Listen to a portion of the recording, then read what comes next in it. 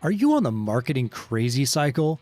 If you're like most businesses, there's a really good chance that you are. But to find out what it is, and if you're on it, you're going to have to stay tuned.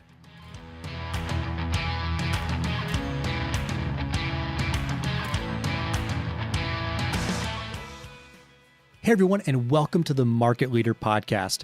I'm your host, as always, Ryan McInerney from Blue Matter. And I am so glad to have you join us. The Market Leader Podcast is for executives, sales pros, and marketing pros that are looking to simplify their marketing, increase their revenues, and become the most sought-after brand in their niche. In today's episode, we're going to be talking about the marketing crazy cycle and helping you break this crazy thing that has probably been happening to you for years. And if it hasn't, we're going to make sure that you never get on it. Okay, so to start today's episode off, what I really want to do is I want to get you thinking by asking you these three questions so you can kind of figure out where you're at. The first question is this: if given the choice between insourcing or outsourcing your sales and marketing, which do you believe would be the most successful, insource or outsource?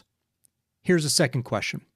As far as the team you have now, on a scale of say 1 to 10, how confident are you in your team's ability to help your company reach its full growth potential?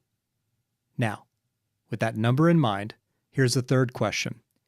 If you've ever hired a marketing agency before, maybe you have one now, how satisfied are you or were you that you got the results that you were after? And how long did that relationship last before you let them go?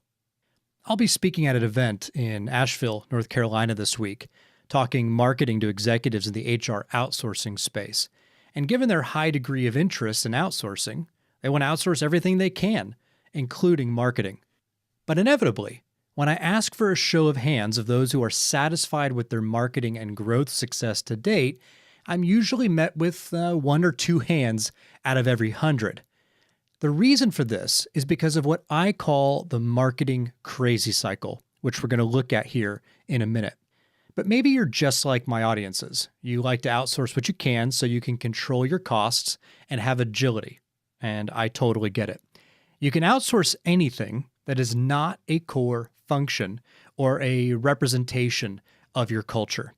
But once it is core and not systematized, and it's a direct part of the culture, you're not in a solid position for outsourcing. Once it's a core function, then you really have to build the internal resources around it, the people. Jim Collins has this really great quote.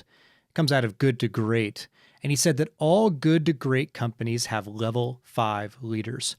These leaders have a ferocious resolve and almost stoic determination to do whatever needs to be done to make the company great.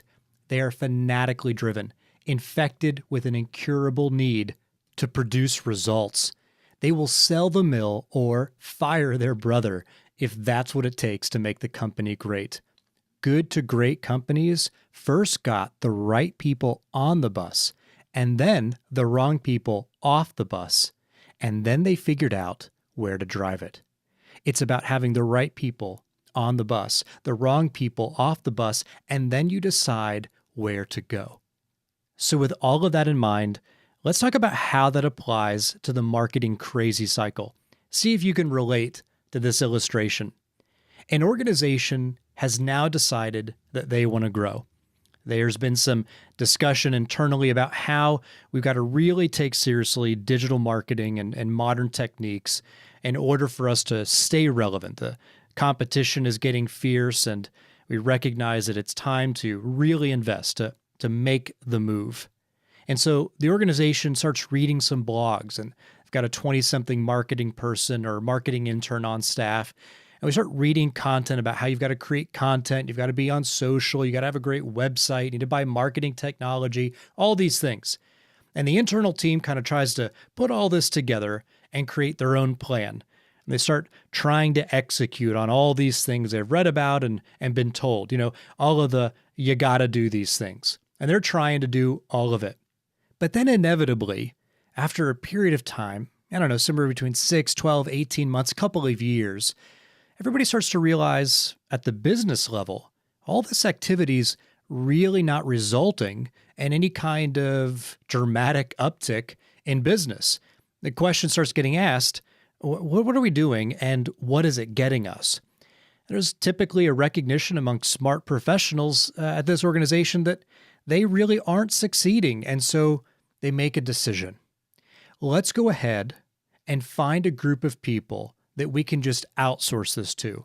We're going to just transfer over the work to them because, listen, they've got all these great, bright technicians and tacticians on staff. And, it'd be too expensive to bring all those people in-house. And they seem to understand all the things we don't. They've got all the buzzwords figured out. We've failed. And so really, we shouldn't keep going at it the way we are. Let's give it to an agency team.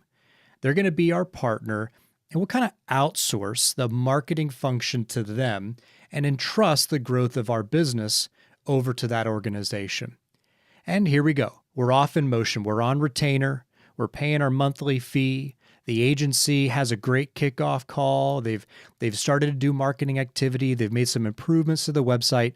They're writing some blogs. They're posting things on social. And about 12 to 18 months in, senior leadership starts to take notice of the amount that they're spending. And they start saying to themselves, well, now, what are we spending here with these guys? And what are we getting for the money that we're spending? Is this something that we could do in-house? I mean, could we get the same results for maybe the same price or better using our own people in-house? There's this amnesia that has set in, this forgetfulness about having tried to do it themselves the first time and failing. And all this while, the internal team has been kind of leaning on the crutch of the agency. But as it goes, 12 to 24 months in, the agency, seemingly having failed to perform any better than the internal team, gets the axe. And all the work falls back into the lap of the same internal team that didn't get it right in the first place. And this is the crazy cycle that so many organizations are on. I ran an agency in Boca Raton for 7 years. Typical inbound marketing agency doing the full stack, video, content marketing, social media, web design, and development. And even though we had much better retention, in fact, we had almost 90% of our clients were all referrals, which was super exciting, we still saw all around us agencies that were losing work to us because the agencies weren't able to perform better than the internal client team could. And as we'd get started in these engagements, what I would hear time and again, and maybe you've said these things too, they were unable to get it right with this last organization, or the last agency made all these promises and they couldn't keep them. There was all this disappointment. The internal team still feels embarrassed for having never been able to figure out how to really have market success. I mean, the kind of success that shows up in revenue, the kind of success where sales is slapping the back of marketing all the time saying, wow, this is dynamite. Where the executive team is saying, wow, we're really growing above our competition. I really think we can keep up or surpass these disruptors moving into our space because of the kind of work we're doing. That's what I mean by success. The internal team had chased that, failed. The agency team was expensive, got paid plenty of money, and they failed. And everybody's just disappointed. We've lost time, we've lost money, lost emotional energy in the process of trying to just do what everybody around us seems to be doing. And I'm wondering if you can relate to that. If you can, if you've tried doing it yourself, given it to an agency, and then taken it back again, only to later give it to another agency, and so goes the cycle, then I want you to know you're not alone. But you do not have to be on the crazy cycle. You can break the cycle, and there is a way to do it that's so simple and easy, you're going to kick yourself for having not tried discovering this before. So let's try to understand what the real deep issues are here at each layer. So why does the internal team struggle? What are the strengths and the weaknesses of your internal team? Well, your internal team, they really know the business. That's a major strength. They're able to kind of understand what you do, what your services are. They've seen service lines come and go. And so they understand the business. They know the business. They're part of the culture every day. There's a chance that there's all these members of your team that have interacted or interact regularly with your customers. So there's a bit of a EQ, right? Even if you don't directly interact with the customer, the internal team, you're interacting with the people who do typically, depending on the size of the company. And so you're getting repeated exposure to what our customers are like and what makes a good customer versus a bad customer, a customer we love to have versus one that we're frustrated by having. And so because they're embedded in the culture, it's easy for them to be able to represent the company if they have to. They also have direct access to the subject matter experts who are at your company. Content marketing plays such a key role, as well as the kind of services we offer, that when you have direct access to the experts in the company, you're able to tap into their acumen, their understanding, their experience so much better than an organization who's outside can try to do. Your salary for these folks is also included in the operating budget. So it's a predictable fixed cost. And usually, if you need them to do something, you can have it immediately and at a consistent cost because you're not paying some kind of expediting fee or anything like that. So your internal team, they've got some real strengths, but they've also got some weaknesses. So your internal team, they have some real strengths, but they also have some setbacks, some weaknesses. For one, a lot of them in the marketing and sales department, they're lacking business acumen. And they usually, if they haven't been successful with this whole marketing thing, they're lacking those strong digital native and branding skills that are required, like strategic planning and the ability to create messaging that resonates with buyers, to be able to do their own internal market research, and to do the kind of marketing execution that's necessary. Now, you've also got the agency, right? The agency has strengths and weaknesses too. The agency strengths, they're pros. They've got these tacticians with a lot of hands-on experience. So they know the technology, they know the tools. They also have an access to a broader network of subcontractors. So anything that they can't do, they're able to outsource it to an external organization that they've partnered with and just white label the whole thing. You're just paying one person. And they've also got experience that's collected from running multiple campaigns and strategies. So these are all really good strengths of the agency, but there are some significant setbacks too. You see, they don't know your business. In fact, they're not only trying to learn your business on the job, on the fly, while you're paying them, they're also trying to do that for a number of other clients at the same time who are usually in a diverse group of different kinds of industries. They're not just trying to learn your industry or your product or service. They're trying to learn 3 or 4 others at the same time. Now think about that. Could you do that? I mean, could you learn how to do your own job and to also study your own market along with studying 2, 3, 4 other markets and selling tactics and marketing tactics in those other markets? It's crazy. That's too much to put on most people. And yet that is the agency model. That's the agency revenue model. They're also lacking visibility into the business, your business. So it's very hard for them. You don't want to provide them the kind of information that they would need to really prove the return on investment, right? You're not going to give them a P&L of how your company has grown because they've been around. You also don't typically want to have that level of transparency because you don't want them to use it as leverage to raise their prices. They also have a very difficult time sensing trends in your space. They're not subscribing to all of the insider content that you are. And so they're just really trying to look at, whether or not we generated traffic, leads, and conversions. And so it's very hard for them to sense when disruptors are moving in that are real competitors to you. You end up having to own all of the informing of them of what's going on. And still, even at best, they're just kind of taking it from you. They can't sense it. Therefore, they struggle to pivot. And they also have inflated costs because this crazy cycle doesn't just show up in them getting fired and they've got 10 other clients ready to go in the pipeline. No, they're actually having to budget in the fact that they're going to lose clients like you, that there's a 12-month to 18 or 24-month turnover of client accounts because they're trying to create 12-month contracts typically.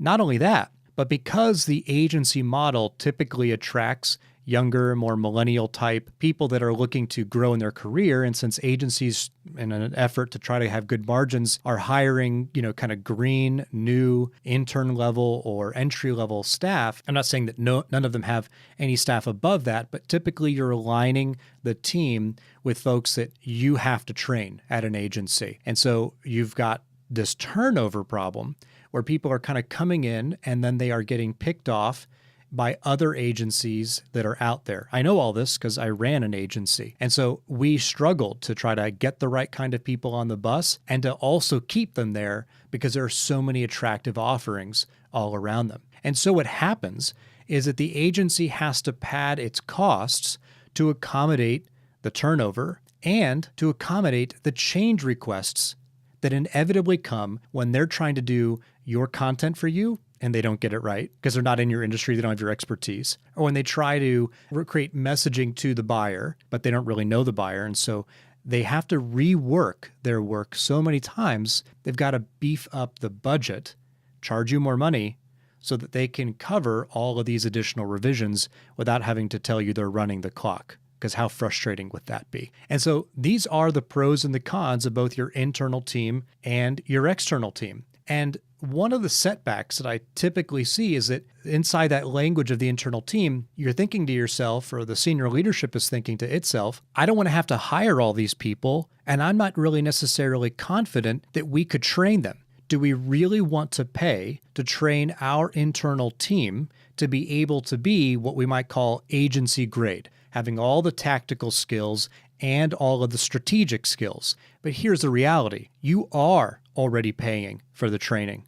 If you have an agency, part of your budget is to include the training that's required for the agency's staff. That's not just a gift to you, that's part of their hard costs. And so they pass that over to you in your retainer fees. So you are paying for training, but you're not retaining any of the knowledge capital. You've essentially created a crutch. And so while you're working with the agency, the internal team is relying primarily on the agency to get the job done, and therefore they're not growing in their skill set. They're not developing new abilities. It's often thought when we're getting the agency an axe, when we're letting them go, that now that the agency has built all these marketing pieces, the website, they installed a marketing automation tool, they built all the social media channels, that somehow you can kind of replicate what they were doing. And sometimes you can, but a lot of the times, the organization cannot pick up the slack. They cannot come behind the now terminated agency and carry the ball forward because they've not developed any skills in the interim. So if neither of these two solutions really work, trying to do it all yourself with your internal team's existing skills or giving it all over to an agency, what is the ideal solution? All right, well, let me describe it for you. I'm going to give you some steps. These are the things you've got to do and the things you've got to look out for. The first thing that has to happen is that the senior leader or the senior leadership team that's responsible for the identity, culture, vision of the company has to take a very keen and direct interest in the health of the sales and marketing teams. How are they unified? Is there a strong two-way connection? Is marketing as respected as sales? How do we get there? So the senior leadership team, they have to take a direct focus and interest in this because it's the only way any kind of new solution can be created. The second step that needs to be taken is that the front line needs to be empowered to create a marketing plan that is as unique as your company. So we're not just looking to keep doing a bunch of random efforts and tactics that are all mashed together, but really a true plan that measures effort against goals, and each effort can be tied directly back to results. And by the way, a plan is not just planning to do random things that look organized because it's a plan, but actually reverse engineering from the goal into the strategy, which then illustrates the tactics we're going to apply. Third, once you have a concrete marketing plan in place and the knowledge to run your marketing with operational efficiency, you can then empower your team to get trained on doing the marketing tactics that are best left in-house. What are the tactics that are usually best left in-house? Well, first, it's content. Content marketing is something that you need to do internally. We're going to talk about that in a future episode. But content is not something you can outsource, because what is content? It is your intellectual property. It is your experience and expertise answering people's problems packaged and put out there to the market. Well, when somebody else is doing this for you that doesn't have your experience or expertise, all they can do is copy, clone, borrow, and steal, and the content then is generic and honestly doesn't help anybody. Social media is something that needs to be done internally. You need to have your own game plan, your own strategy, your own tactics for what you're going to uniquely do in the social space. The next thing you have to do in-house is lead nurturing. These are your leads. These are your future customers. You have to personally manage their process of going from getting to know you all the way through to becoming a marketing and sales qualified lead. And the fourth thing is the content that goes in your email marketing. You could use an outside firm to create the structures, the templates, things like that. But you are the one that has to communicate to your outside list, to the outside market. So those are the things that fit typically inside your organization. Now, the fourth step is to identify some outside providers that can do the more specialized work that some agencies tend to be particularly good at. In fact, I think this is probably the only zone that they should play in. The things they should be doing are website design and development, marketing and sales automation implementation, and digital advertising campaigns. Let's break those down real quick. Obviously, you're probably not going to staff a web designer or a web developer in-house unless you are a more mid-market, well-sized company that has the capability to bring those kind of assets in-house. The next is marketing and sales automation implementation. So lead nurturing and all that, that's something that you control internally.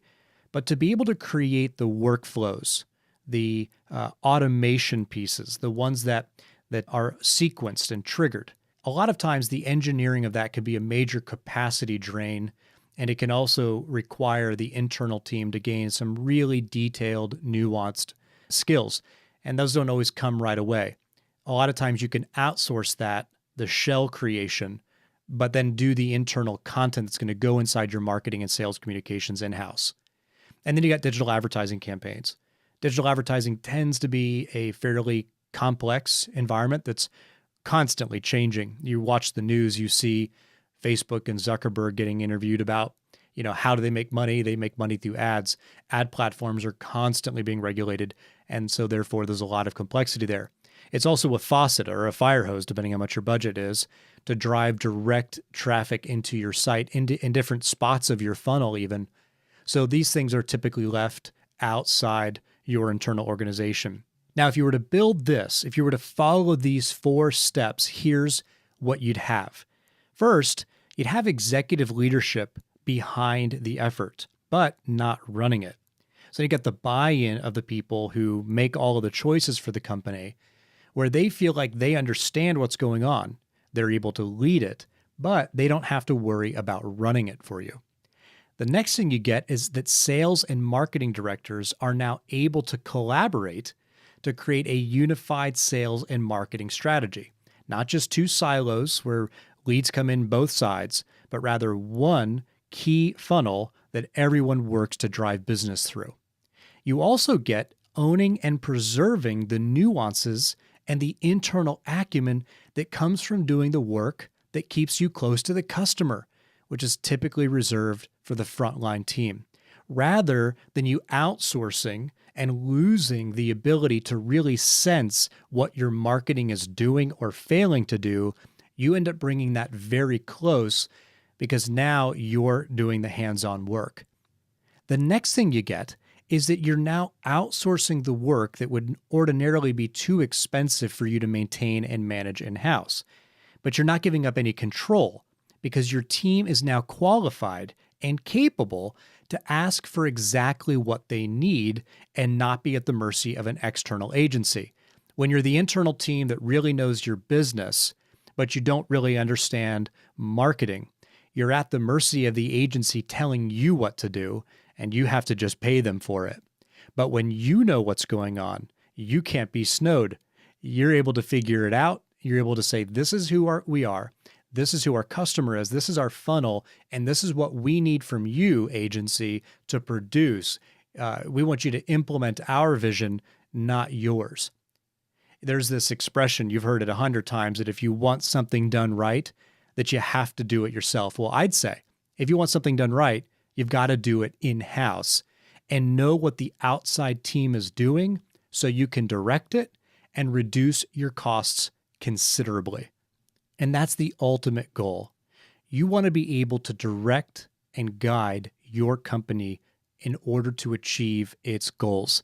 And when you bring in expensive external people who are the ones that then end up becoming your proxy to the market, you end up jeopardizing time, and you will allow other outside forces to creep into your business to be able to steer you off path. And you can't afford that. That's not what you want. That's not what you're after. And so that's my recommendation to you today, is to get off the marketing crazy cycle. Stop trying to do it all in-house with your team's existing skills and abilities, or giving it all over to an agency in order to let them do it for you. But rather, do something that's a hybrid of the two.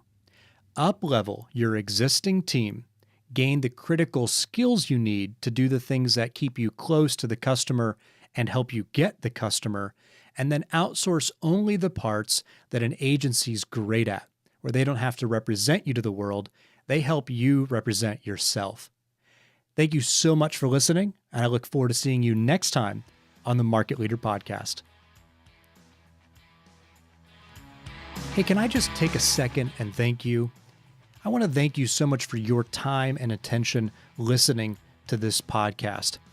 If you've enjoyed what content we've covered, it would mean the world to me if you would go to iTunes, Stitcher, or whatever tool you use to listen to podcasts and hit subscribe and leave a review. I read all of the reviews that come through, and it enables me to know exactly what you need for me to cover. Those positive reviews make sure we get more listeners that provide even better insights and ideas that enable this show to get better and better. I also read every email that's sent to me, so if you ever want to reach me, I would appreciate your insights. You can do that at ryan@bluematter.us. That's ryan@bluematter.us. I read all the reviews and I read every email, and I would appreciate your input immensely. So thank you. Thank you for your time and attention, and I look forward to joining you on the next episode of the Market Leader Podcast.